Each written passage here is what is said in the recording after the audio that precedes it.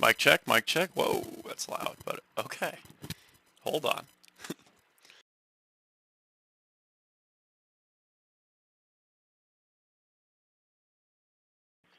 Testing. Okay, alright. Back in business.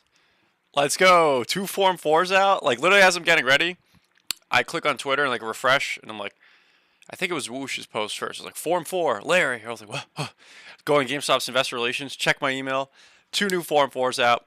I mean, you gotta love to see it. Name another company with this many consistent insider buys, right? It's reassuring, I'll be honest. I think it's, when you have an investment in something you believe in, and to see the people running the company at the top making the acquisitions of shares themselves with their own capital, I think it's exciting. And I think, it always begs the question, right? Is a certain someone going to acquire some shares next? Maybe. I saw also a funny clip today where someone had said on CNBC, like, oh yeah, like a recent movie I saw, Dumb Money, and the guy is like, whatever his name, James, I don't even know. He's like, he's like, it's so funny. But oh man, here we are, guys. I really want to go over the earnings today, but I feel like we got to talk about the Form 4s first. So Larry Chang purchased shares both on Friday as well as today. And also, I noticed this time it was by Chang Capital, and this little footnote here says excludes 7,000 shares previously owned directly by the reporting person, which have been transferred to Chang Capital LLC, an entity wholly owned by the reporting person. So kind of just like how there's RC Ventures LLC, it's Chang Capital LLC. And basically, if you have a single member LLC, what that is a pass-through entity, meaning you're the only owner. So when Larry Chang files his taxes, he doesn't have to file an entirely separate return for Chang Capital. He could just file it with his own taxes because it's seen as a pass-through entity because it's passing through. Everything's owned in the name of the LLC and it still has the same protections that an LLC does and just everything else that comes with an LLC. But he doesn't have to report it separately, basically because he's the only member of Chang Capital LLC. And as long as he's not employing anybody, or I don't know the exact specifics, but whatever. That's just a little side thing. I'm definitely happy. I wasn't expecting to be talking about this right off the bat. And, I mean, I think, something I was going to say, and I'll just get right into it. If there's something we've seen, it's that this song is dance is just going to continue, right? To me, that's what I've realized at this point. It's just going to take the company driving forwards, initiating shareholder value things such as repurchasing shares, dividends. People talk about acquisitions and whatnot. I think it's possible, but it has to absolutely make sense for GameStop. Otherwise, they're not going to do it. So we'll see, right? I mean, I say we'll see. I think I know how it plays out. I think anybody who likes the stock knows how it plays out in the long-term basis. But all in all, right, it's going to be the Bulls versus the Bears. The Bears are going to fight as long as it takes, or as long as they can, until they have no choice but to throw in the towel, right? Or to raise the white flag. That's my opinion, at least. It seems like this song and dance will be dragged out as long as physically possible, right? As long as humanly possible, algorithmically possible, however possible you want to consider it. To me, we're going to see, how it all goes at the end of the day, right? And it's all about the long term. But to me, normally any other company, I feel like 2 insiders purchasing shares, 2 board of directors members would cause a lot more price action than this. And also with the surprise on earnings, as you're seeing on the bottom of the screen, better than expected. So it is what it is, right? It totally is what it is. And every time GameStop's this low, I just see tons of people, in Discords of it and stuff like that, and just on Twitter posting that they've acquired shares. So yeah, some could say, oh yeah, nobody likes GameStop, nobody's buying shares anymore. All right. I mean, it seems like insiders are acquiring shares and individuals who like the stock are acquiring shares. And to me, that's great for the long term because not as many institutions have. And when that's the case, it's not like large institutional sales will happen because they don't even have that many shares, theoretically, right? Just generally speaking here. But what's up, Monster, Crowd King, Ryan Sung, Fresh Maker? Hello, good to see everyone. Calvin, thanks for popping in. March next year with Q4 earnings should be interesting. How to stream today? Albert, I'm just, what do they say? Fortune teller or like a wizard. I'm a lot of different things. No, I'm just playing. But I always do streams Mondays or Wednesdays, and I was literally getting ready to do the stream. And I was like, oh shit, there's 2 insider buys? All right, we're going to talk about that. So it's exciting. And then also, if you didn't know, you can actually get informed when GameStop does their filings. Like anytime there's a Form 4, earnings are released, whatever it may be. If you just do sign up for alerts, you just put your email in, you get an email letting you know GameStop filed new Form 4, or GameStop filed 8K, GameStop filed the Form 3, whatever it is. You'll get an email letting you know. So that's how I feel like I'm at work. I always say that at work. Oh yeah, you'll get an email letting you know when your funds arrived. So yeah, I guess I'm just a wizard though. A little bit of that too. But let me quickly get the stream tweeted out. The problem is I realize I always go to tweet out the stream, and then I wind up accidentally like just start like looking at stuff. I mean, like anybody else, right? To me, that's the hardest part about trying to do YouTube and social media and everything as a whole is like I'm trying to, post information and always like stay focused, but it's hard because then you get sucked into things and you're scrolling and you're swiping, right? So it's all a balance like anything else. But let me get this tweeted out here real quick just so we could get absolutely rocking and rolling. But yeah, also, football's back. So that's always fun for anybody in America, like, NFL. I love football, so I'm happy about that. And, feel like I'm finally taking a little bit better care of myself and just, bettering myself day by day. And I look at myself like GameStop. I'm just improving, brick by brick out here. And to me, that's the cool part about this whole saga. It's just so many individuals, evolving and becoming more intelligent in various different ways, whether it's through the market or in their own lives or whatever, or they found a creator aspect, a lot of digital creators now as well within the GameStop community or whatever you want to call it, right? I use community very loosely because I truly think it's a bunch of individuals who are making their own decisions. And that's the funny thing too, that it's always like, oh yeah, the dumb apes, right? They just all go together to just blindly follow things. No, it's individual thinkers. Blind thinkers are those just that are like, oh, AMC, yeah. Like, that's a true ape to me. And this movie, there's different opinions on it. I mean, obviously no one's seen it yet really, besides like whoever got to see the premiere.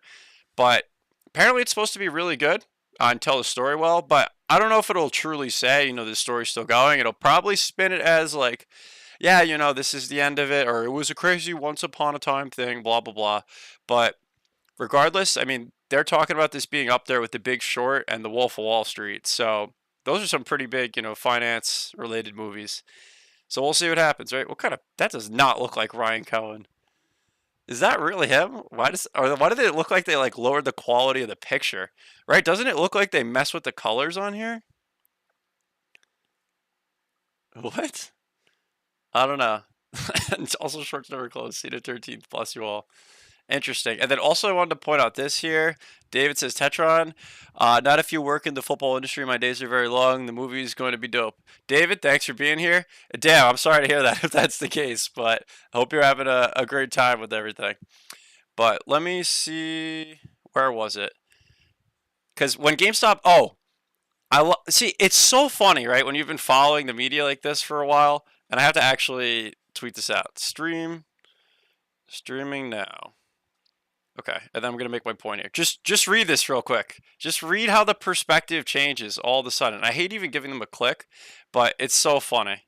It's just comical, and I love this song and dance. Right? I will like let them short it as long as they want. I truly believe in the company, and that's really what it all comes down to. So it's like, okay, if you want to bet against it, so be it, right? Whoop, streaming now, and okay. Let's go. Stream is tweeted out. Okay, so read this right here. GameStop GME posted solid second quarter revenues late Wednesday as its pivot to online sales continued to support its top line growth. Unfortunately, traders and investors have been unmoved by these developments, and the stock price remains weak. GME was at one time known as a meme stock, a stock whose price is driven by a group of small investors rather than by the analysts and traders at big established Wall Street firms. Let's take a fresh look at GME. In this daily bar chart, okay, whatever. Where was it? But it was basically like the apes are. What the hell is all this? I'm not even going to read all that. That's like that meme where it's like, oh, I'm sorry that happened to you. Or, oh, that's awesome. I ain't reading all that. Like, whatever it is, I wish you the best. Or, damn, I'm sorry that happened to you, but I ain't reading all that. For real. I forgot where it is, but basically it's like, after this earnings report, the apes are nowhere to be found. Very limited price action on GameStop stock. It's like, oh, really? Because when it goes down, it's like, oh, everybody's panic selling. Oh, now nobody's around. Yeah, see, GameStop's cult following is nowhere to be found. Was that it? Unfortunately, okay. I guess that was just the headline. I thought there was like a start to an article with it as well. You gonna go watch the GM movie, Albert? I am. I feel like I gotta at least see it, right? You gotta know what's happening, and since it's being hyped up, and I think it'll still draw attention to GameStop, one shape or form. And maybe there's people that leave the movie theater and like GameStop stock, and they start researching, and they find my YouTube channel, or they find Super Stock, or they find Morant's rants, or they find people talking about it on Twitter, and they're like, "There's actually potentially still something here." So I still think it's good as a whole, and also I'm curious, how are they actually going to tell the story? Then I can do like a reaction video and all that. So yeah, I'm going to see it. Um, I'm little low in terms of my expectations. I don't expect them to touch on things such as DRS or the fact that there's tons of individuals that still like the stock to this day, and that Ryan Cohen has never sold a single share. Right? I don't think those things will be mentioned, but I still think it'll be cool to see how the story's told, and also just see it really acted out by some pretty credible actors, right? There's some pretty big names in it, so we'll see, right? And it's also incredible to think GameStop's market cap is still this low, but I don't think that'll last long. We'll see, right? All right, let's zoom in. Boom. So these are the earnings. This is the 10Q filed. The first thing that jumps out to me is the fact that cost of sales was pretty much flat despite revenue increasing. Yes, it did slightly increase, and you could also say, well, revenue also only slightly increased. But what you can look at here, and actually have it open over here, is percentage, right? So cost of sales was 73.7% of the total revenue, whereas it was 75.2 the last time. And what that tells me is they're generally focused on higher margin items. So I think they're trying to focus more so on collectibles and, PC components. I'm looking to buy a laptop soon, so that's considered to be a higher margin item. Generally, the more expensive the item is, the better of a margin you can make on it. Generally speaking, right? That's very, very simple statement, so take that with a grain of salt. And it always depends on the item and the specifics, but this is all what they're looking for as a whole, and they also highlight this in their business priorities, and also upon the earnings revenue. Wow, that was totally butchered. Upon the earnings coming out, these are like what some of the headlines say, or some of the not headlines. I want to show you what I mean now that I'm totally butchering it. So with the report being released, right? Sorry, not that one. That's what I already had up. So newsroom. This is what it is. GameStop discloses second quarter 2023 results. Net sales, like this is like the overview, right? 1.164 billion for the period compared to 1.136 billion of the same period last year. So SG&A 322.5 million or 27.7% of net sales compared to 387.5 million versus 34.1% of net sales. That's a huge, huge difference, right? And SG&A, very simply, is overhead costs.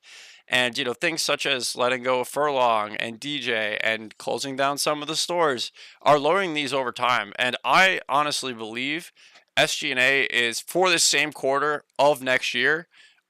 I'll go ahead and say it's going to be below 300 for Q2 2024. But I mean, that's a long time away. Don't really have to worry about that right now, and I'll circle back to that. But also, something to highlight here is the interest income that they're accumulating on their cash. This is going up every quarter as interest rates have continued to rise. So I'll start highlighting stuff. Why not? I'm gonna, really try and go through it. My job has been so busy all of a sudden, so I'm like, damn, I really would love to have some free time during the day to analyze GameStop, but it's all right. I'll just do it on my own time. So this is interest on cash. And something that I want to point out, though, because if this is interest on cash, it's not interest on marketable securities, right? So marketable securities that you see on the balance sheet, to quickly jump spots here, exactly 300 million. It highlights lower in the report that it's actually treasury bills. And you have bozos like PP Seeds posting, "Ooh, could these marketable securities of 300 million be connected to the $300 million offering of stock that Bed Bath did back in March of 2023?" Like, are you serious? Just read the report. Like, if you read the 8K, it literally, I'll show you right now to prove it, that it literally highlights that the marketable securities are treasury bills. Let's find it. See the purchases and maturities of marketable securities. We generally invest our excess cash in investment-grade short-term fixed income securities, which consist of U.S. government and agency securities with and time deposits. Such investments with an original maturity in excess of 90 days and less than 1 year are 1 year are classified as marketable securities on our balance sheet. How are you going to go out and say, oh yeah, it has to do with Bed Bath? Like, isn't tomorrow the last day of the Bed Bath nonsense? It's finally going to be gone. It's finally the super quadra, super triple quadra mega merger is finally going to be dismissed as a theory, right? So, I mean, I'm not going to get into all that. This is a GameStop talk stream, right? But it's just comical. And just to go back, though, to the point I was trying to make, where the interest, right, that's accumulated right here, that's on the cash, because marketable securities, right, they pay at maturity, meaning, to use very simple numbers, if the marketable security, right, is a 1 year treasury bill, if it's going to pay 100 at the end of 1 year, you buy it for 95 up front, and then when it matures, you get 100, right? So you pay 95 up front, and then you would keep 100 on the date of maturity. So where that shows up is in the cash flow statement, where you see purchases of marketable securities versus proceeds right here. So they purchased more marketable securities than those that mature, and that also made this bottom line look worse than it is in terms of free cash flow, because oh, they still lost 164 million in cash. Really, if you take the difference of these two numbers, it's really like subtracting 50 million, and they're more so down 100 million. And then also that's from other operating activities, not the actual net income itself. So this is something I want to analyze more before I really speak on it. The cash flow statement, that is. I want to really make sure I know what I'm saying before I explain it. Like, I can generally read it to you, but I want to really explain it in detail. So today I'm more focused on the balance sheet as well as the income statement. And going back to the income statement, or statement of operations rather, income statement, a little bit more simplified, but really the big thing is this right here. Can I highlight this like this?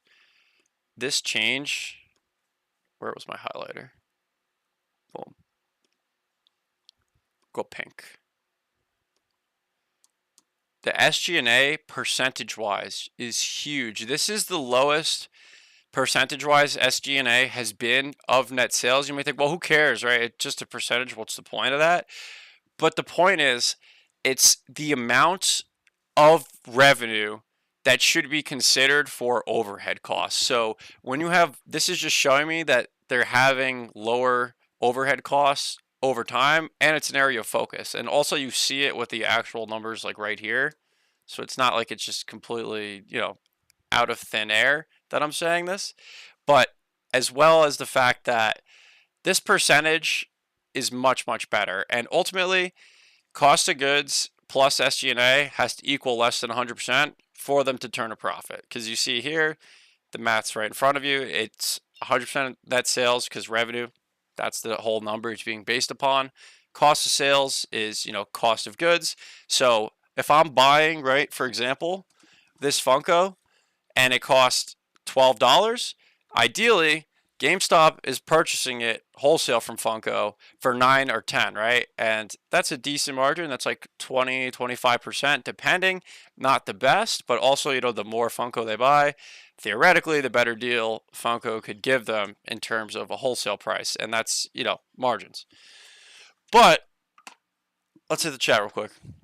Did I miss something? Small pop after hours. Meagle, we have 2 Form 4's. Larry and Adel and bought shares. Yes, Fresh Maker said it for you. Let's go.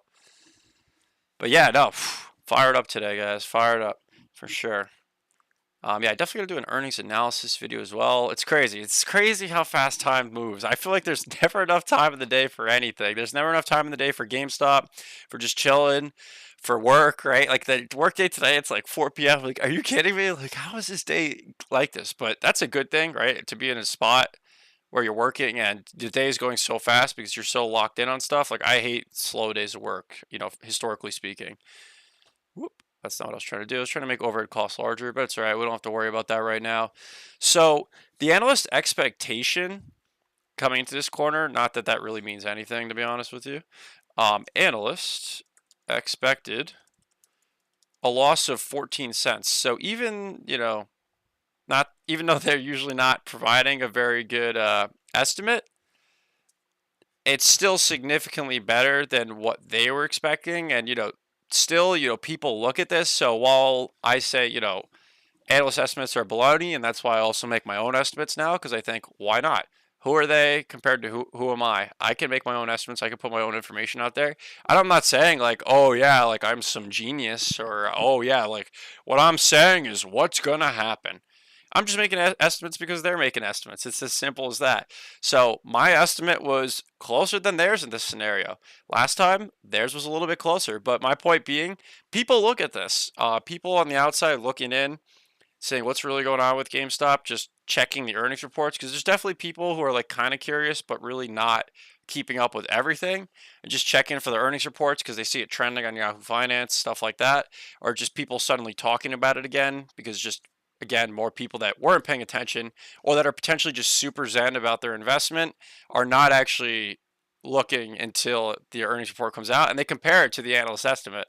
So to me, that's still nice. But really, what I was looking for was improvement year over year.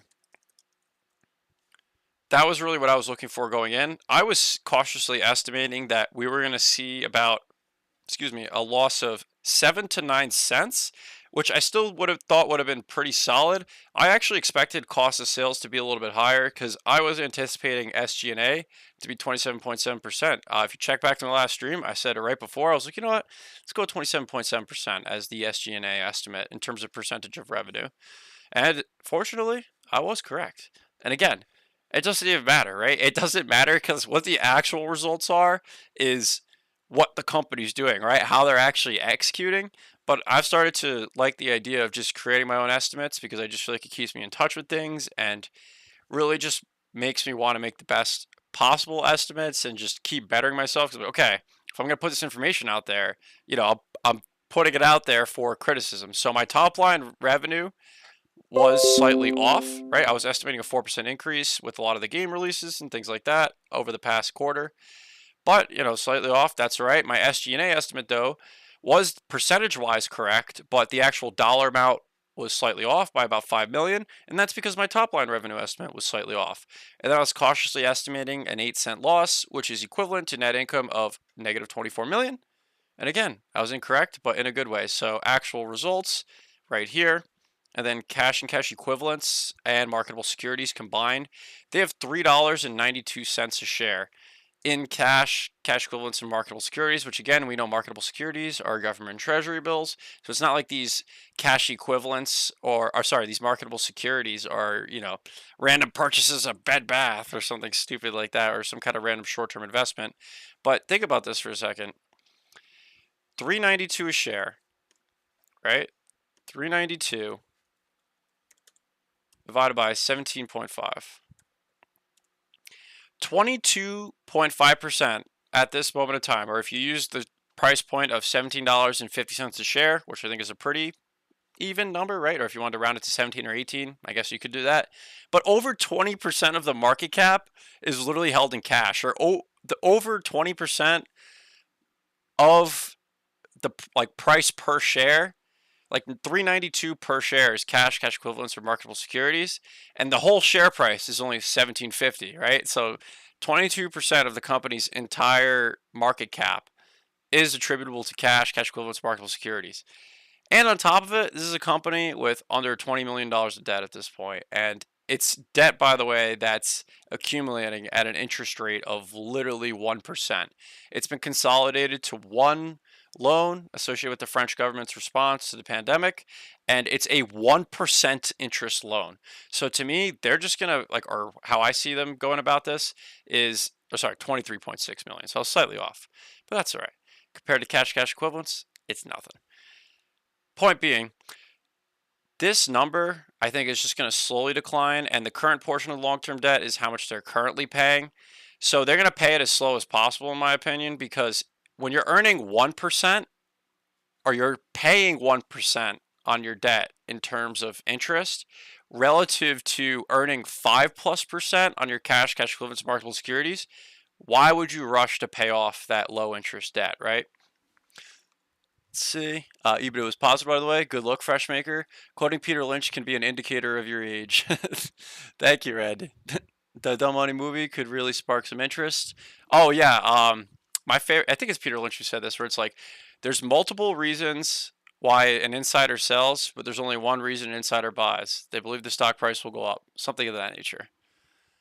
Dumb Money movie really could spark some interest. It could, David, because if people start researching, right, and just, hey, what's going on with GameStop stock? They find guys like me, they find Morantz, they find Superstock, you find other people just putting information out there, and it's like, hey, wait, there's actually still something going on here. And then if you go ahead and read the balance sheet, you look at the financials of the company, you're like, oh, this isn't over as the story may tell it to be, or as the general public has thought, I would say, that, oh, it was that crazy thing that happened in January 2021.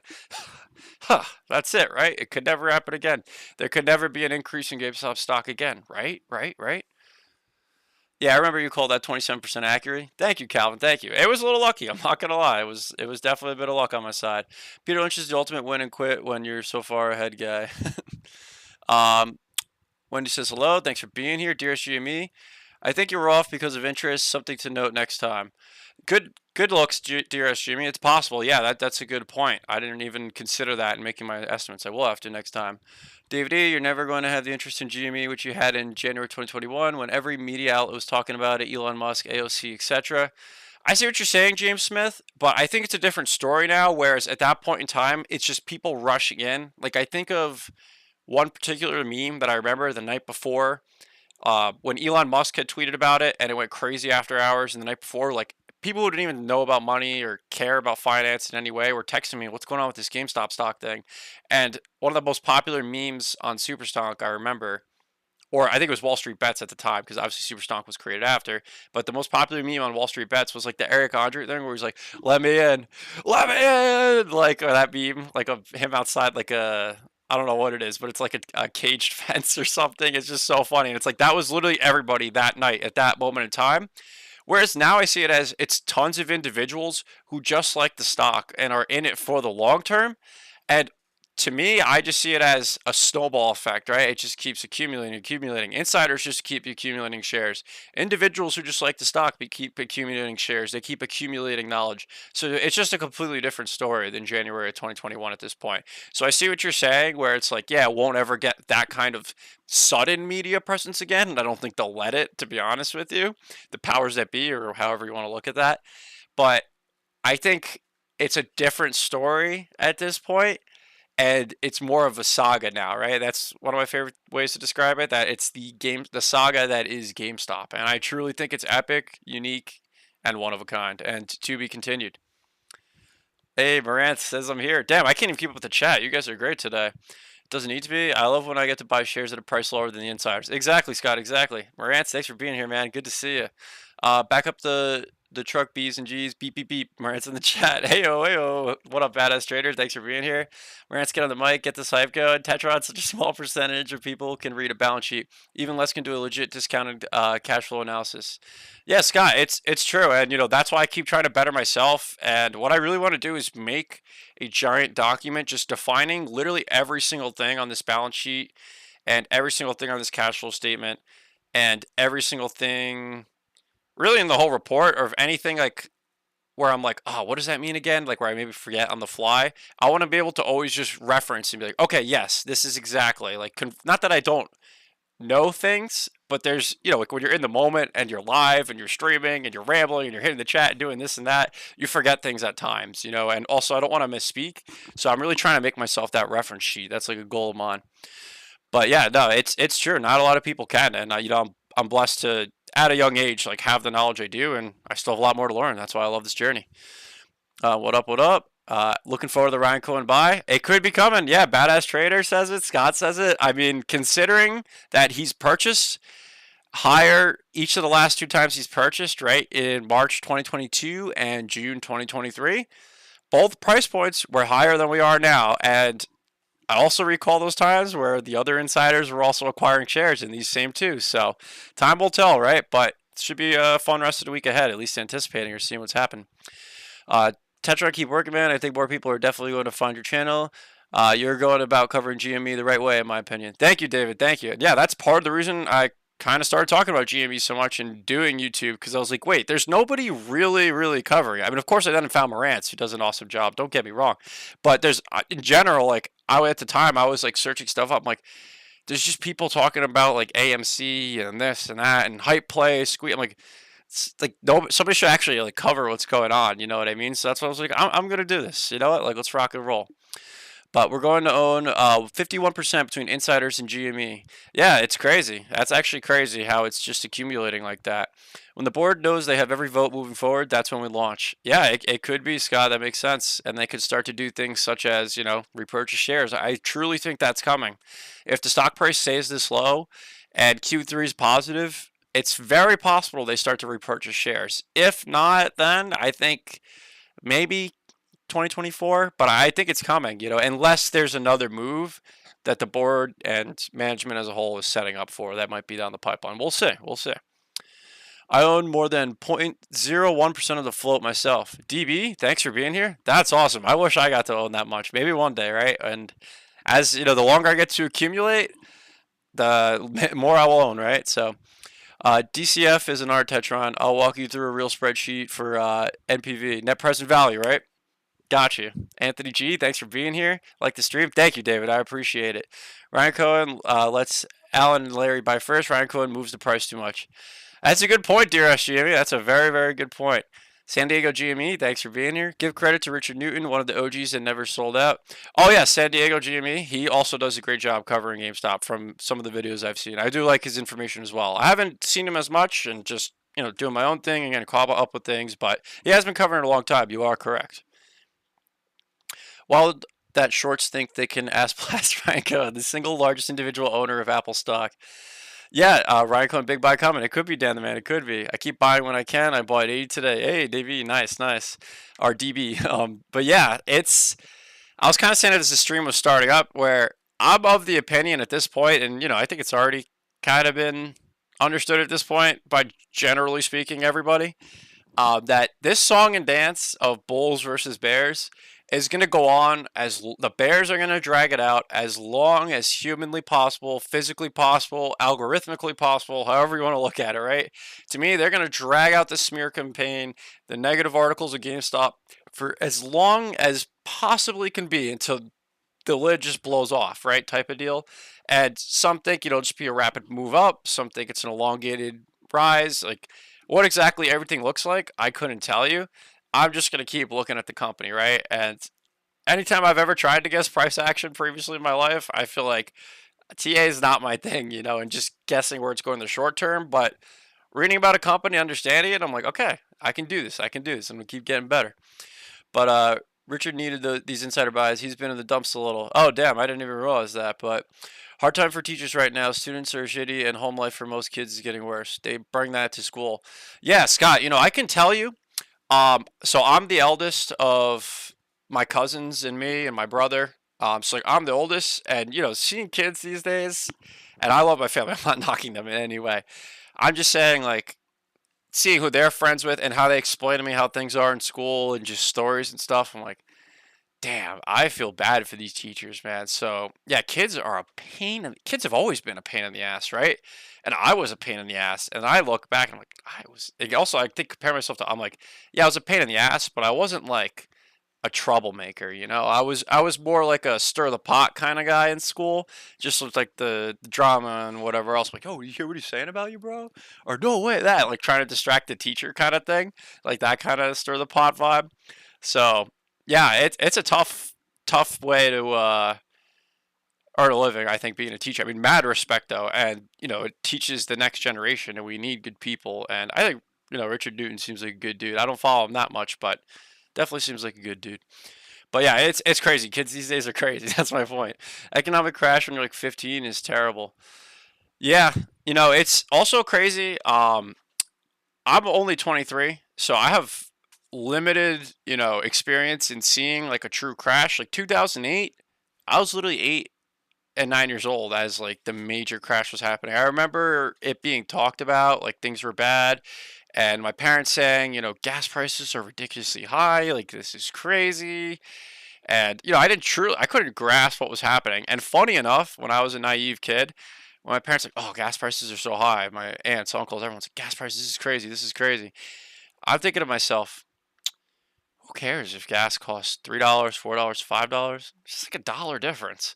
I guess adult life is just so expensive where every dollar matters. Being a stupid kid, not realizing it's per gallon. It's literally per gallon, so it adds up. So that I just thought that was funny. Like looking back, I'm like, oh, that's why it matters. You know, when you're a kid, you just don't understand stuff. So that gives you my perspective of the 2008 crash at that moment in time. But Tetron, oh, it was literally terrible. Yeah, no, I think for me, I didn't see it too bad because I was very fortunate where my direct family, like my parents, didn't lose a job or anything like that, and they had already bought the house a while back. Or there's no like, I wasn't seeing it firsthand, but from everything I've read and understood, and also in talking to other people in hindsight about the whole thing that are my age that did have families that went through hard times, or more distant family members that maybe went through some difficult things, I was like, wow, that is actually crazy. And it's when you think about the idea of like, oh well, maybe the stock market crashing is what GameStop needs to really drive forwards. Like, I think GameStop's just going to do whatever it's going to do, right? And then the market's going to do whatever it's going to do. And you don't want to see people get hurt, but there's just some poor decisions being made in terms of macroeconomics. And again, my knowledge and experience and understanding of macroeconomics is limited compared to the average individual, right? If you just take any person of any age and just pull it out of a hat, right? The 23-year-old's probably not going to know more than the 40-year-old or 50-year-old or 30-year-old. It really depends on the person, though. But also I'm just trying to understand, and I read so much, and I say things to family sometimes. They're like, "Why? What do you mean?" Or like, I'm like, "Oh, it's crazy. It's just crazy out there. Trust me. Trust me. The financial world is crazy." And not to be going on a complete tangent, but something else I think about, there's a lot of people my age that think like capitalism is bad. Everything is bad. Business is bad. Like everything's bad, bad, bad. I'm like, no.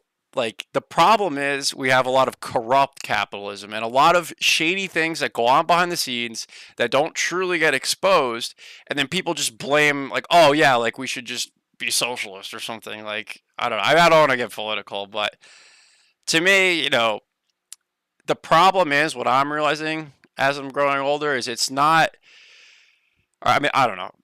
Think what everybody wants, right? Everyone else make your own individual decisions always, but I see it as it's a lot of bad actors and a lot of rules allowing to be consistently broken just across the board in various different ways in big business is what's kind of made a lot of younger people just think like screw that, that also they can't afford to live, so it's like it's tough, it's tough, and it's also just yeah, I don't know, I'm kind of getting out of my league in terms of what I'm talking about here, but talk about Clove, don't be a shill. Morantz, you're right. Clove is going to the moon. Did you hear? They're about to do a triple quadra mega super merger with Carl Icahn, Bed Bath & Beyond, AMC, uh, BlackBerry, Skills, Wish, Fubo, SNLD, and GameStop. And Ryan Cohen is the king of it all. He's the meme king. It's happening, man. I'm telling you. I was 19 and equally naive, honestly, lol. But let me tell you, my college rent was insanely cheap. Yeah, David, it's crazy. I talk to people that are, starting to live on their own now and also just, getting started with their life. And I'm like, damn, this is literally crazy. Like, and I'm also at a spot where things are expensive. So it's tough out here. Yeah, I'll definitely tell you it's tough. And also just talking to other people my age and they're just trying to figure out their life and stuff like that. Everybody's stressed. Everybody doesn't know what they're going to do. And, I think that's always kind of how it's been. But I just feel like it's at this whole new level now where with the money printer just firing up constantly and just increasing the money supply, I describe it as like it's widening all the classes, right? It's widening the lower class and it's widening the upper class, and I guess it's also then shrinking the middle class, right? And to jump class to class, there's a bigger jump you have to make because there's a larger supply of money out there. I know that's very generally speaking, but Morant's shilling in the chat. LOL. Yeah, Morant's just suggesting some good spices to enhance the tastiness. Exactly. Clove. Richard hasn't been in the dumps. He's been consistently killing it for a long time now. Super positive dude and very logical and realistic. Wouldn't call it that down in the dumps. Yeah, Tony, I was gonna say I haven't seen him down in the dumps or anything like that personally. I know someone had just thrown that in chat, but Badass, you're wrong on that, Tetron. You're literally talking about macroeconomics now with a better interpretation of most average people. Anyone following GameStop has evolved to this. I would say you're literally talking about economics now with a better interpretation of most of average people. Anyone following GameStop has evolved to this. Thank you, Badass Trader. Thank you. Yeah, I think you're right. And that's also the thing where people are misled that are outside of being invested in GameStop and communicating amongst other individuals that are invested in GameStop is, to me, the AMCers, the Bed Bathers, and just anybody who's trying to, like, if you're trying to trade, right, that's fine. That's your game. But if you're blindly still following, like, the next big play, to me, you're not like evolving as an individual. Whereas anybody involved with GameStop specifically, and it's not always this black and white, I feel like you're right. They are truly evolving and learning so much. And being so involved in GameStop has allowed me to really like master one company and understand what investing is versus trading. And again, everybody has their own path. Everybody does their own thing. Some people are going to trade. Some people are going to invest. Some people are going to do both. And I found for me, I'm like, wow, for so long, I thought I was investing and I told people like, oh yeah, I invest. Like literally since I was in the 8th grade and freshman year of high school, like that's when I really started to get involved with it. And I'm like, I got to make some money. I got to accumulate some wealth. Like, let me start figuring all this stuff out. And stocks, what's that? Let me get into this, right? And I was like, oh yeah, I'm an investor. But I was always chasing the next big thing and in and out of things. And I felt like I had to have my money at work like all the time, like go, go, go, money, money, money, trade, trade, trade, the next big thing. And when I realized with GameStop, I'm like, oh, this is like an investment. It's an entirely different situation. So in short, yeah, I think so many different people did evolve. Tetron, you're doing a really good job educating yourself and others about financial investing. Impressive for a 23-year-old. You'll definitely be super successful. Thank you, DB. Thank you. It's hard at times, and like anyone else, I have everything else going outside of YouTube and work and life. I'm just figuring it all out like anyone else for real. Average GME investor, average investor. Agreed, Scott. Agreed. I bought 4 shares today. Bam. Me too, Marantz. No, actually, I bought 2, so I lied. Divide what you bought by 2. That's what I bought today. Tetron, come to Colorado School of Mines and study quant econ. That sounds awesome, Scott. That would be pretty great. And then also I could come watch the Colorado college team with, what's his name, Coach Prime. That seems pretty fun right now, that college university. Tetron, you'll definitely be successful, and if not, I'll be disappointed. No pressure. Dearest GME, I'll take that. I like that. Thank you. Ryan always lets Larry and Alan buy first to get better prices because he moves the price back up too fast. Another big Ryan Cohen buy incoming this week. Market. I like that, Jay. A couple other people were saying that before as well, so it's very possible. Bart, you get that degree, and I'll get you a trading internship in Chicago. No sweat. I appreciate that, Scott. I'll definitely keep it in mind. Like I said, I'm still just figuring out everything right now, but I'm going to keep it in mind. And I'm also going to get off of Clover here. This nonsense. Some shill in the chat was throwing out Clover. Craziness. But yeah, decent move after hours. Nothing crazy, but, a little bit more significant than usual, I would say. But yeah, no, I think I'll mark it. Ryan Cohen could buy some more shares. And is it me? I was saying this earlier. Doesn't this look like altered to make him look like bad? This picture? I've never seen this picture. I don't know. It seems a little weird. But doesn't matter. Let's get back to the numbers. So let's see what else stood out at me, because I really want to come in with like topics to talk about in the next stream in terms of like the details. And we have a whole quarter to go over this whole report, and eventually I'm going to get into the 10Q, which is the really, really detailed one with like 200 pages. I'm sure a lot of it is kind of nonsense, but see, they have a little bit less inventory. So some could say, oh, that's good, oh, that's bad. I look at it as they're trying to operate more efficiently in the sense they're utilizing retail technology that wasn't previously in place, seeing what sells better where. So ideally, you don't have to have too much merchandise on hand. You have the right amount, and you understand the average rate it's selling and how fast you should be restocking with your suppliers, stuff like that. And also how much of it should be in the warehouses for e-commerce, whereas items that should be in the store. I think those are things that they're able to determine and make better decisions off based on having the retail technology in place. Like look up SAP, forgot exactly what it stands for, but essentially it's omnichannel retail technology. So GameStop partnered with them or began to work with them early on in Ryan Cohen getting involved. And someone said, oh, well, or a couple people said, oh, yeah, like, who cares? You know, every company's been doing this for a long time. Yeah, but exactly the point.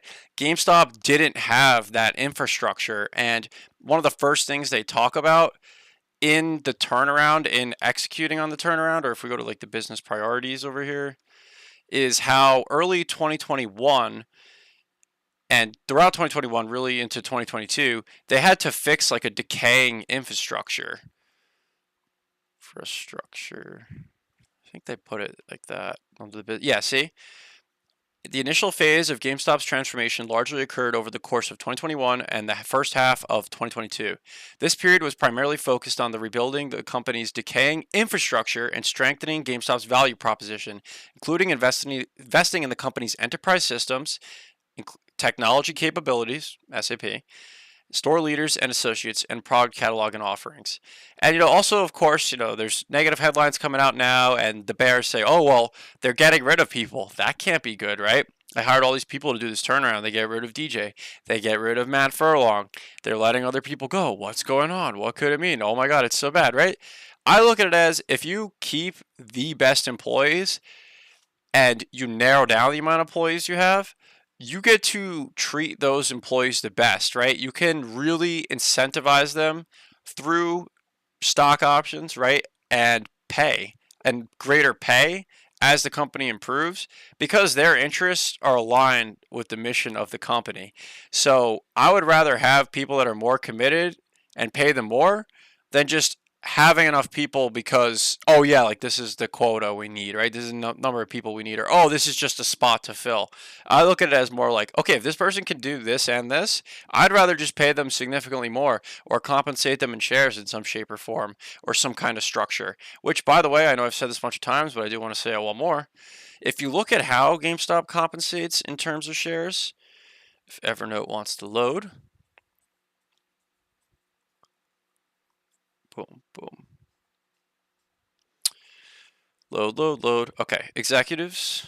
So if you look at how they do their structure, like I always use Diana as an example because she forfeited a large majority of her shares that were to be vested. So if you look at the structure, more and more shares were to vest over time the longer she stayed with the company, incentivizing her staying. So it's like, okay, you don't want to stay? That's fine. You're not going to be able to keep those shares that you were earning as part of your salary. And if you look at it in the other ones, right, Neer Patel's deal, 10% is granted after the first year. Then next year he's going to get another 20%.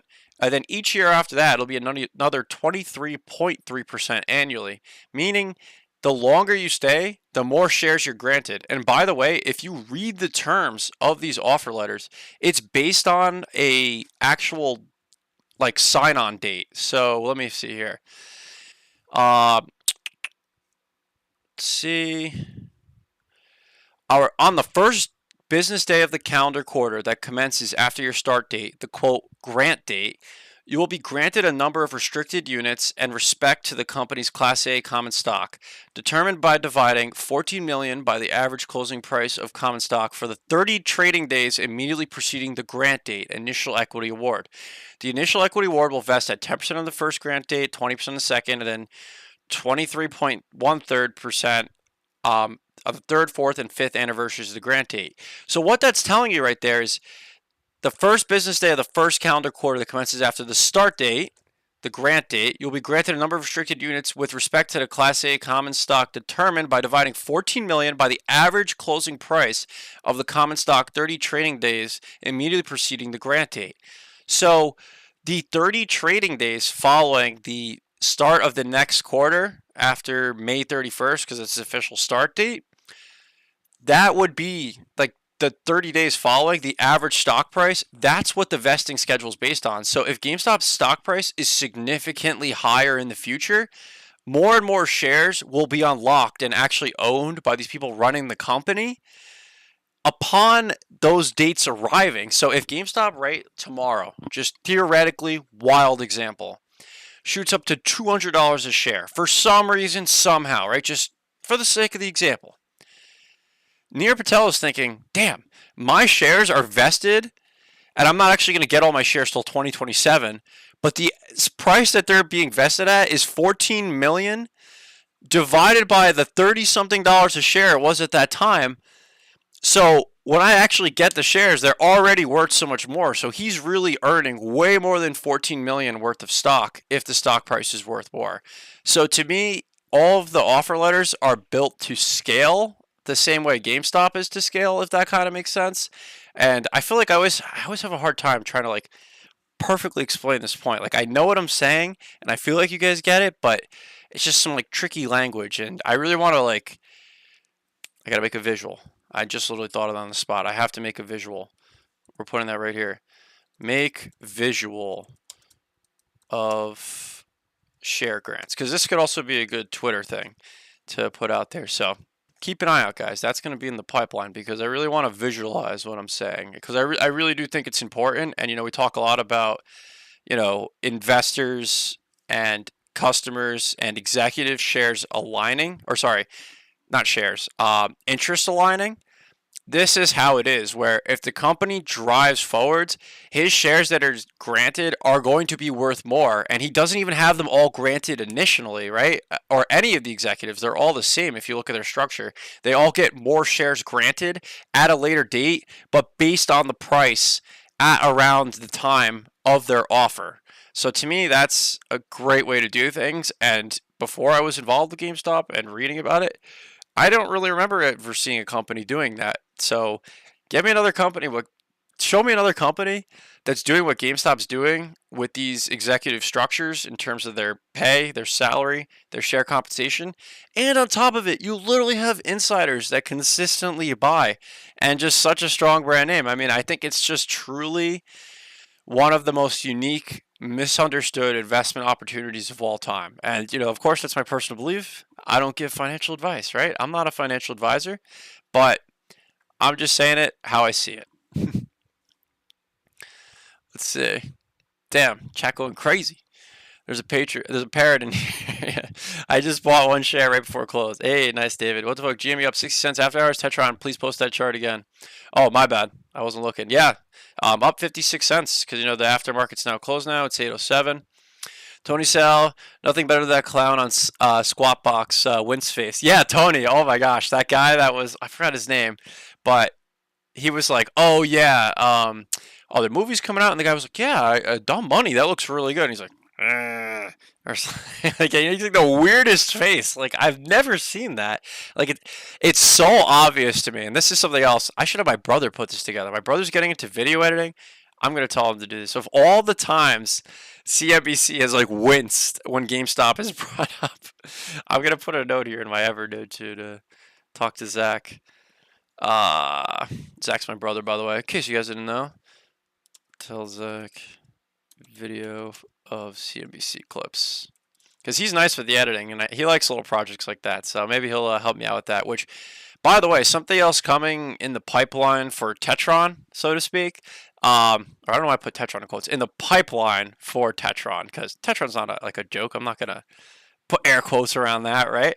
But, the pipeline, whatever you want to call that, or just something in the works, is my grandfather actually worked on Wall Street fresh out of high school. He had a connection. His father knew someone, so my great-grandfather basically set him up with a job there straight out of high school. And, obviously, that was a very completely different time. And my grandpa is 70 plus now. Damn, he might be going on 80. That's actually kind of crazy. But basically, it was a very, very long time ago where it was normal to just walk out of high school and get a job on Wall Street. So he was there with the craziness, all the way. So he's got some great stories. So me and my brother are going to set it up where I'm going to interview him. My brother's going to do like the mics, the camera. He's going to help me make it like a good production. And I'm going to do like a full like 1 hour conversation with him. And not really going to be talking about GameStop. I've told him about it a little bit, and he's like, I don't quite understand it, but it seems interesting. And, if you're doing your research, then, you do you kind of vibes. So I don't think I'm going to talk about GameStop as much. I more so want to talk about his experience on Wall Street and maybe some of the things he's seen and just how he's seen things evolve as we've gone into the digital age. Like, he's a big time Pepsi holder. I don't know why. I haven't talked to him in a while about stocks, but I don't remember some of the other names he said he held. But he's a big like dividend guy. And also keep in mind, he's in retirement. He's a completely different type of investor. So he's just involved like he's a huge Pepsi holder, and for like really long time, like some of the shares were passed down from his father, like my great grandfather. So it's I would like kind of want to see the cost basis on that now that I'm saying it out loud. Like it would be pretty crazy. Like imagine looking in your account and you have cost basis of Pepsi at like $1 or something insane. Like imagine that. And maybe we'll all get to see that as individuals one day with GameStop, right? Just imagine, just imagine.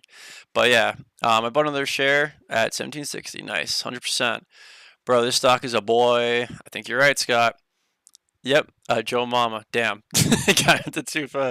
That's hilarious. Forever meme now. Forever meme. Yeah, no, I love how like memes just always spawn with the GameStop saga. You just have a moment like that, or he gets caught off guard when about like dumb money, and then he's like, like he like literally looked at his bosses like angry. Might need to open an art gallery of the memes of the GameStop saga, like Emno. What's art in Chicago? Yeah, what's up, GME investors? Sub has the boss. Thanks for being here. What up? This is GME Investor Club meeting. Gotta have a secret handshake if that's the case. Always was diamond handshake. What's the diamond handshake? I gotta see it. Don't know whatever happened to the Cosmic Lightning Warrior. Yeah, no, honestly, I've kind of been wondering that too. I did see he tweeted out at some point, he's going through one of the most difficult times in his life or something like that. I really wish him well. I remember when I first watched him, my thought was like, I'm listening, like, damn, this guy's like, he's got some good info. He's interesting. And then I was like, am I really listening to a guy that's a lightning warrior talking to me about a stock? I was like, wait. I have to check myself real quick. But then I was like, wait, no. He's got valid info. He's just presenting it in his own way. Like, he's just doing his own thing. So originally I was like, okay, this guy's cool. Then I'm like, wait a minute. Am I like, I had to like, check myself. I'm like, am I following just some random person? But I think he's a cool dude, and I think he just went about it in his own way. And maybe some people would see that like, oh yeah, he's just goofy. You shouldn't listen to him about what he's saying about GameStop. But he's just presenting his own information his own way. And also, I like the idea of he was also doing gaming and streaming, and GameStop's a gaming company, right? So yeah, I hope he's doing well. And I always thought it'd be cool to talk to him one day. So maybe I should hit him up and be like, hey, when you're free or something like that. I don't know. So yeah, I hope he's doing well. I haven't seen anything from him in a long time. But he had. Oh, yeah, let's see. Sorry, you guys were talking about it already. I should read the whole chat before I start talking. He had live shit. He's still around, but not live much. Cold Shower Gang is going strong. Yes, Scott, I'm glad you said that because I had heard of cold showers, but I swear, actually, when he said it and he was like, "You got to do it. It's for your mindset," or I actually like when he was saying it, like that was the person that like made me like actually do it. You know what I mean? You've kind of heard something, like you've heard of the idea or the theory of doing something, but then you don't really like do it until you really hear someone describe it in a different way, and you're like, you know what? I'm gonna do that. Like just something about the way he said it, like cold showers. I was like, I'm gonna do that, and I don't do. Okay, so I guess I'm capping a little bit. Let's be honest. I'm not doing cold showers, but I end every shower. Sorry, I should have prefaced this way better. But again, guys, just live. I'm just ramble sometimes. My bad. But I should have prefaced this by saying I end every shower now. I count 15 seconds. It's freezing cold. Sometimes longer. I try and do a little longer, but I try to make sure at least the end of my shower is cold because I'm also a morning shower person. So I want to get out of the shower and be like, let's rock and roll. Let me grab my coffee, start heading to work, do this, do that. So shout out to him for the cold showers. Let's see. CLW moves spaceships. Yeah. Let's see. I'm a small AMC bag holder. Damn. GameStop, 100% unique Tetra. Nothing like this has ever happened ever. Exactly, Scott. And I'm not sure anything like it will ever happen again. It's my personal belief too. Hey, 56 cents. Damn. Some has the boss. I'm sorry to hear that you're caught up in AMC. Of course, make your own individual decisions. And I'm sure definitely people said stuff after. I should probably read the whole thing, but it's tough. What's going on from within. And to me, in my opinion, AMC is just going to dilute and dilute and dilute until they literally can't and actually have to file bankruptcy because it just seems like management doesn't actually have any interest in turning things around. And, the movies are great and I want to see the movie coming out, right? And I do want to go to the movies on occasion. But unfortunately, they're just not operating in a way that can turn around. And there's no new like path they're going that's kind of offsetting the fact that movies are just not as popular. And to me, it was also just a big Like, oh yeah, like people love GameStop, people love games. What else do people love? Movies. Oh, what else is another company that's been kind of falling off? AMC. And when I say kind of falling off, I mean back in January 2021 when the association began. I call it the great correlation of nonsense. I'm going to jewelers to get my hands appraised. Nice, DRS. I like that. Who knows? Adam Aaron could pull a 180 and save the company. Damn, yeah, I don't know. Holding very close to 4,000 GME shares, down about 10K. Sub, that's pretty wild if you're only down 10K. I mean, your cost basis is 20. Not gonna lie, Jelly. I feel GME will go up quite a bit in a few weeks. It could, bro. I could take cold showers in the summer, but not in the winter.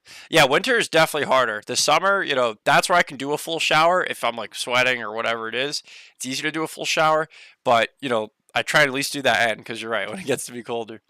Nobody knows where GME's going. That's the fun part. Exactly, Scott. I love this ride. It's so funny to me when people say, "How's GameStop doing?" I'm like, "Oh, it's pretty good. Things are kind of going. I'm still talking about this." And they're like, "Oh, but have you, the stock's not doing anything." I'm like, "Listen, young Padawan. Listen."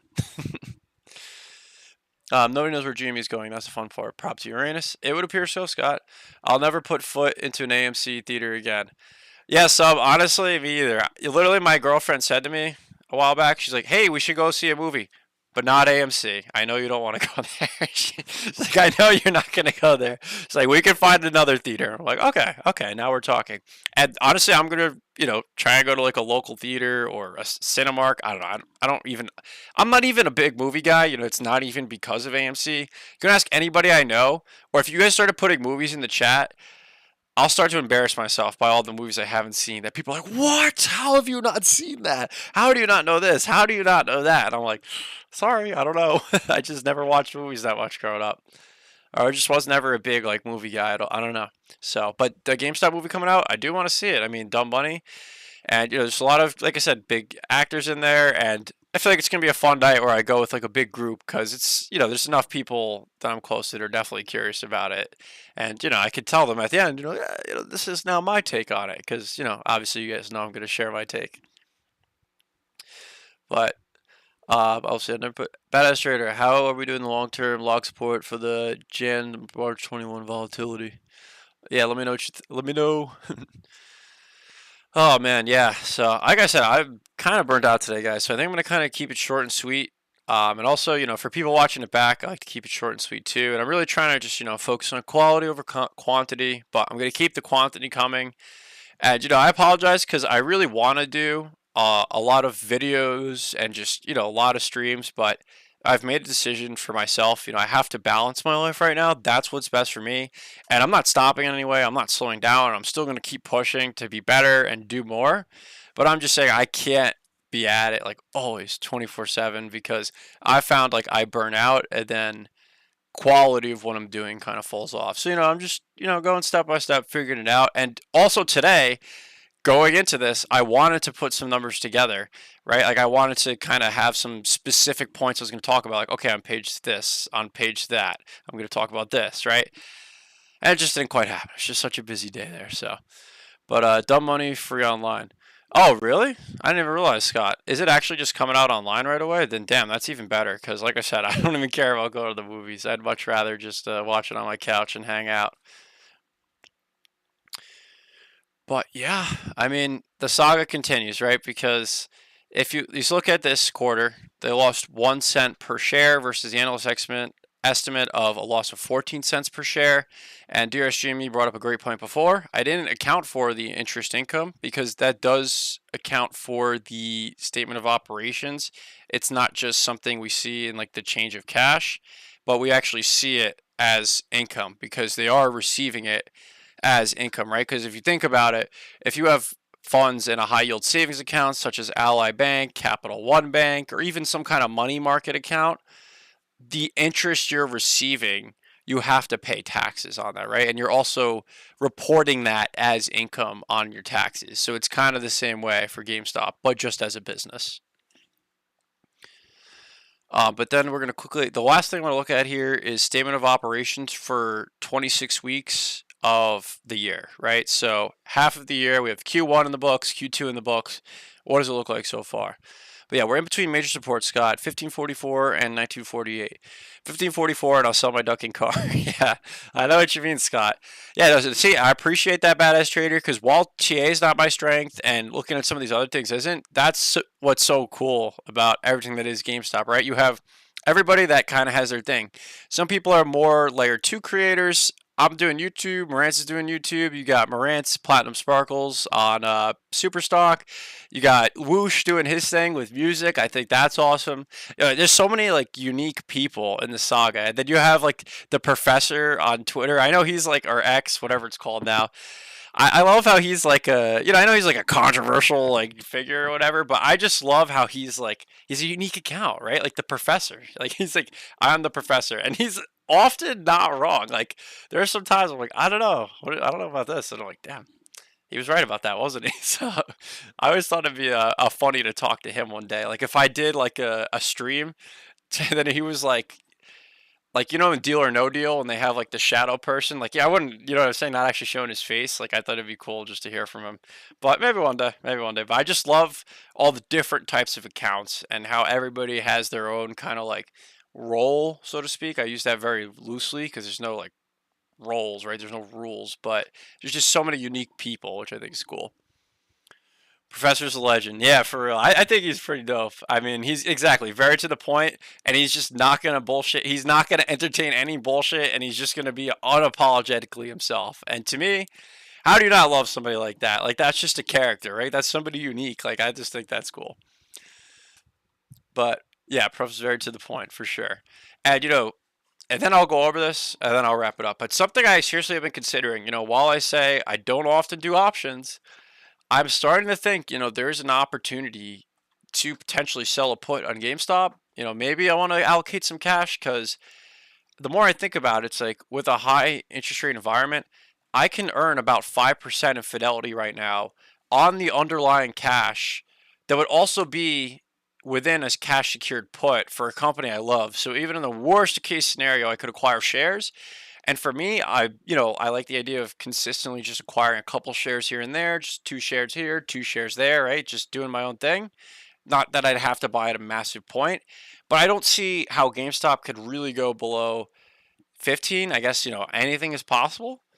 But if I want it to be, super mega safe and just sell like a $10 put or a 12.50 put for a couple months from now, while it's probably not necessarily the best option, I would look at it as pretty secure in terms of saving. Of course, it's just my personal opinion, but maybe I want to sell a low out of the money put where I'll just earn the underlying cash anyway on the money market account. That's mostly what it's for, and then just get a little bit extra from the premium of just, the fact that there's volatility around the stock, and that creates data and creates option premium, right?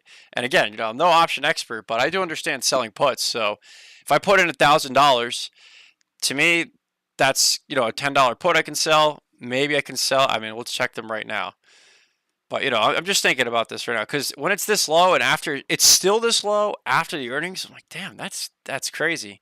And again, I don't see options that often, but I am considering it here. I really am because to me, I really, really, really, really can't imagine it going below 10 ever. Like I think that's just ludicrous.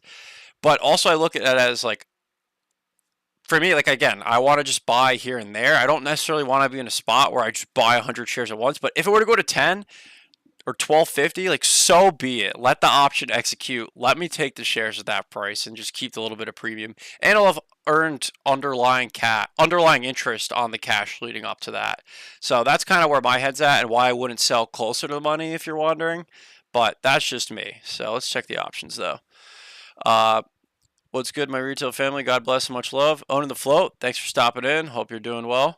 Yes, Tetron, you're getting 4.97% while selling puts, 10+% a year with very little risk. Exactly, dearest Jimmy. Exactly. So that's what I'm thinking. I'm like, you know what? If I sell, like, let's say the December one, or probably the January ones would have more action. Because you want something with some volume, right? So let's do the straddle. So the 12.50 put, right? I really don't see it going that low. I can make 90 cents theoretically, or sorry, $90 and hold 1,250 in there for a few months. I mean, I guess theoretically it'd be better to do it a little more frequently, right? I mean, let me know what you guys think. Again, I don't do options that much anymore, so I've kind of lost touch with these little details.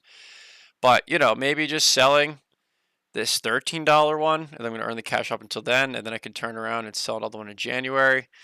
But something to consider, yeah, because the fact that you can earn interest on your underlying cash makes selling puts more enticing than usual, in my opinion. And also keep in mind, this is somebody speaking that's never seen high interest rates.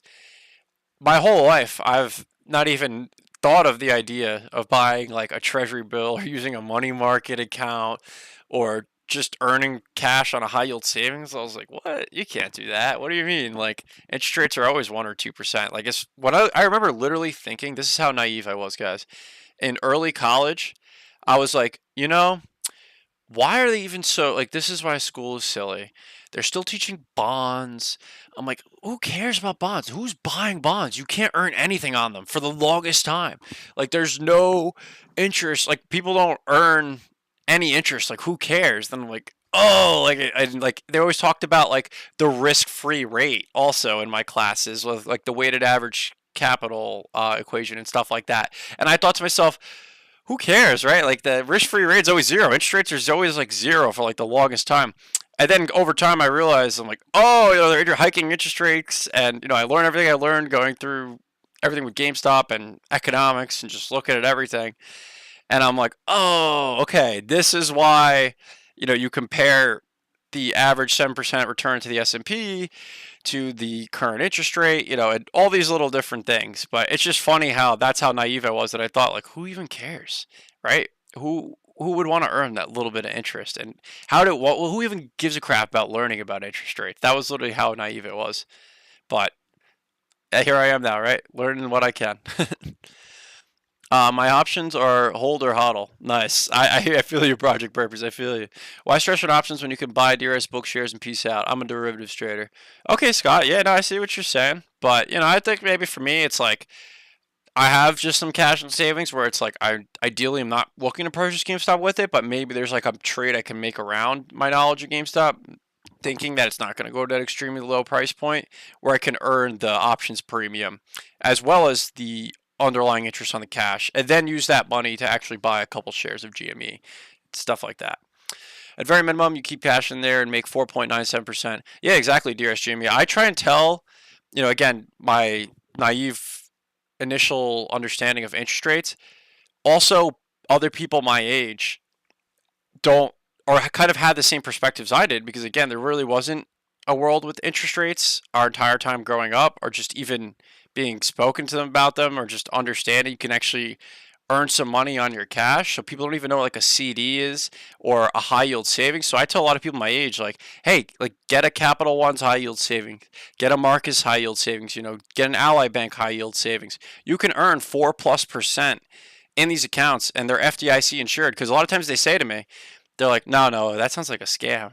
I'm like, nah, like it's FDIC insured. Like if you look, you can. I mean, I encourage them, like, yo, go look it up yourself. You don't have to believe me, but if it's an FDIC online based bank, as long as it's FDIC, your money is insured, and it is 100% a legit bank. And they're like, oh wow, you can actually earn some money on your cash. And like, what's the catch? I'm like, nothing. It's just the fact that the bank is turning around, and if they're paying you like 4.25%, they're turning around and buying treasury bills that are paying like 5+%, right? And they're just keeping that difference.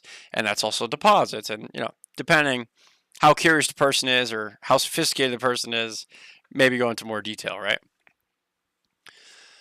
Let's see. GameStop is my savings. I feel you, badass trader. Let's see. Options are all that stress for 5%. Simply not worth the risk. Risk free. Yeah, risk free rate. As in like just the federal funds rate. That's how it was described to me at that time. Options are dumb money, am I right? Yeah, Project Burpees. Like I said, I typically don't do options, and I'm just thinking about it. That's all.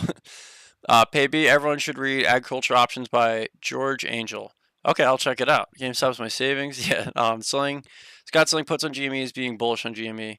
If the cash in is in a brokerage account and pledged to a contract, it's not yours anymore. Also, it's assets under management for the firm. That's a good point, Scott. Good counterpoint. Cash is swept into a money market fund. True, true. BYOB savings. Yeah. Or bring your own bottle savings. Bring your own oh, or is that like a bank? Maybe I'm stupid. I don't know. Yeah, I couldn't say the same thing. I've been Kaiying, think you meant buying and holding since January 2021. Money market fund is effectively overnight repo. Exactly, yeah. And same. So, yeah, 52% in repo. Yeah, or 5.2%, right? Something like that. But oh man, all right, I'm getting burnt out, guys. Let's just quickly go through this here. So, revenue still slightly down, but cost of sales pretty significant decrease. You know, it's kind of relatively the same. We haven't seen it as a whole.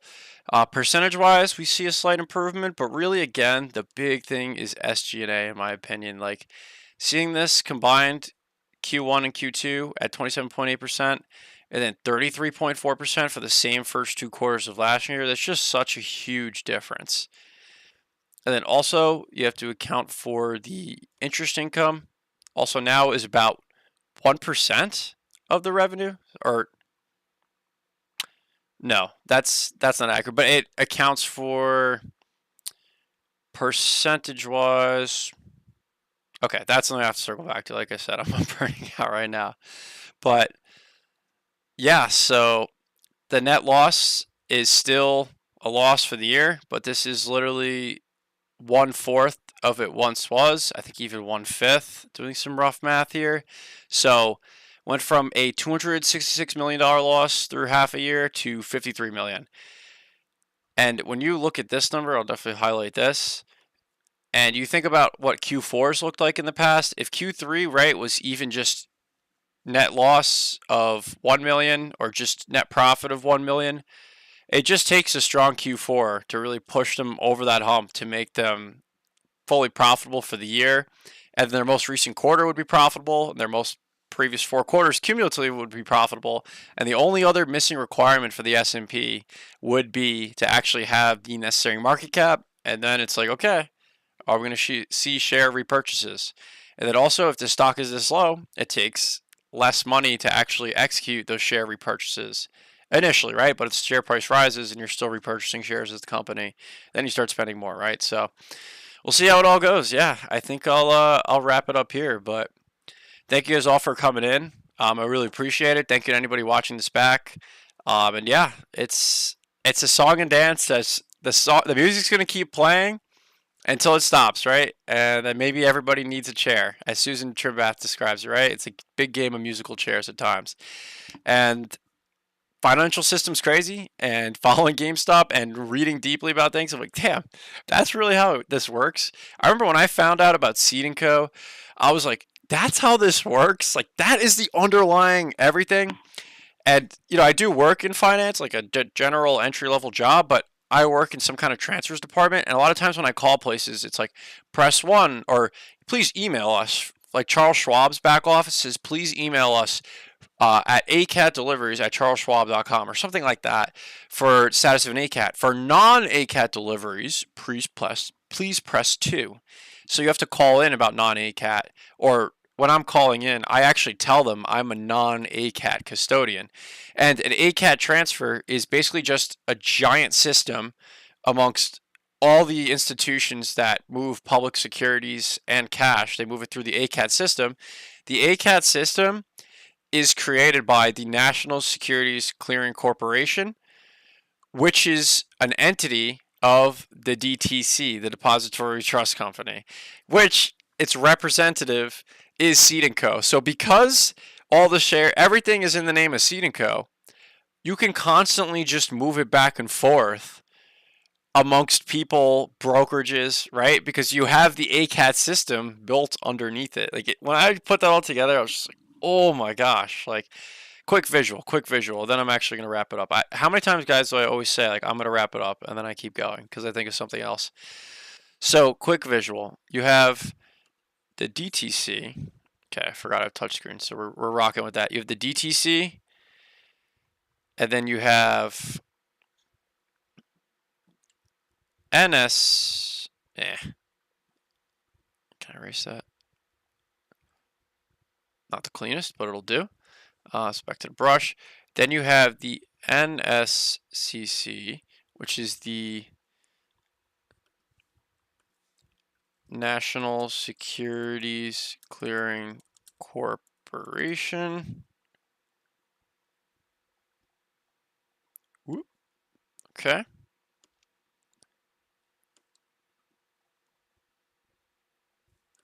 All right, it doesn't want to cooperate. But then we also have the DTC, Depository Trust Company. So I want to just visualize what I said. The Depository Trust Company, and then an entity here, right? You have, back to the brush, new color. You have the ACAT system, which, oh, trying to, now I lost my mouse because I'm fucking around too much. Okay, try to make this a little bit bigger because now I'm running out of room. Give me the eraser, make it larger. Get this crap out of here.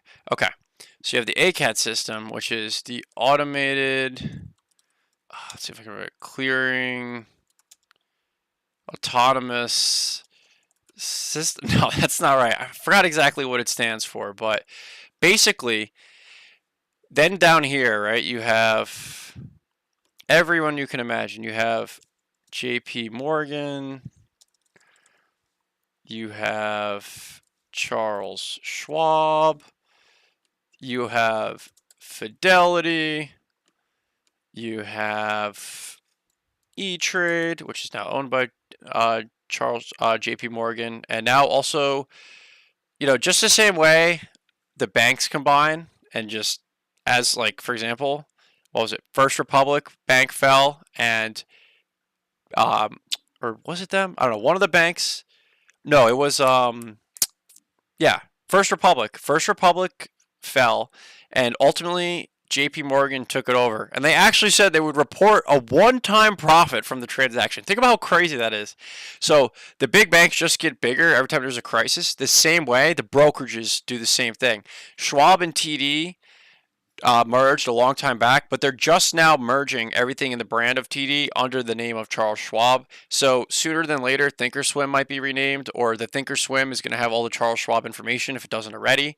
And JP Morgan bought out E-Trade, so the big names just get bigger, right? So you have all these different names amongst them, and let's say you initiate a transfer. You initiate a transfer. Right? What they do, so the general rule of thumb is when you're doing a transfer, you open the transfer with the receiving custodian, because obviously they want to help you bring your money and assets into them because it's assets under management, right? So you would initiate a transfer. Let's say if I'm going from Schwab to Fidelity, like if I'm initiating a transfer like that, then I would use Fidelity's transfer form, right? I would do initiate with Fidelity. So I would do Fidelity's transfer form, and then I would submit it to them, right? Let's use another color since we're going to do it. I would initiate with Fidelity, and then Fidelity would send the request to Schwab, and then Schwab, right, will put it into the ACAT. That's not what I wanted to do. Delete that one. Up arrow. We'll put it into the ACAT system. As putting it to the ACAT system, they all have their own, like, clearing number, right? So clearing number like 001, clearing number 002, clearing number 003, or yeah, one more, whatever. You guys get the point. Clearing number 004. And this is very loosely how it works, right? In these final stages, like the technicalities, but this is how it works. Like, and again, look all this up yourself. Like, I encourage everybody to. So then they, send it to the National Securities Clearing Corporation, to the DTC, or maybe it doesn't necessarily go up through this chain, but basically what happens is you have everything in the name of Seed & Co. This one we got to make.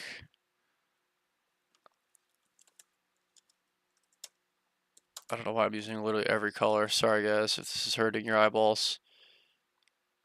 Let's do lime green because lime green is just disgusting. So in my personal opinion. Okay. So Seed & Co. is the DTC's market representative, market participant name, something like that. I forgot the technicality. So because it's Seed & Co., right? And that got cut off, but that's fine. So every share is moved through this system because they're all in the same name right here. So because they're in the same name, they're able to easily facilitate this without actually sending like any kind of registration. So basically, again, very loosely, all the shares are in the name. It would go from, let's say it's in my account, right? My GameStop shares would go from Seed & Co., FBO, Fidelity, or it'd be like FBO, Fidelity, Custodian, or sorry, it would be Charles Schwab. Charles, because that's who it's going from. Sorry guys, tripping out here. Charles Schwab, number 002, Tetron. And then my account, let's say my account with Fidelity's A123. Let's make this smaller. That would be like the original registration, but when this transfer goes through, all they do is this, because it's all within this structure. This has got to be the most wild chart of all time. But the new name would just be Seed & Co. They don't actually, like how they can easily move it without actually like re-registering it is it's all in the same name technically. So they just changed the beneficiary. Again, very loosely the explanation, and do the further research yourself. I encourage it. It then becomes Fidelity, you know, like custodian. Maybe it says custodian, maybe it doesn't, but it implies there's the custodian there. And then it would be like Tetron. Let's see, my account with Fidelity is like C or like Z978. That's how it goes. Again, loosely, but that's how the registration is behind the scenes, because it's not actually truly owned by you. And if the only way out is, and this is what was discovered and why DRS to me was so powerful, and you know, just decisions of individuals out here, or literally out of colors. Let's use forest green. Then you have DRS, DRS, DRS. Shout out whoosh.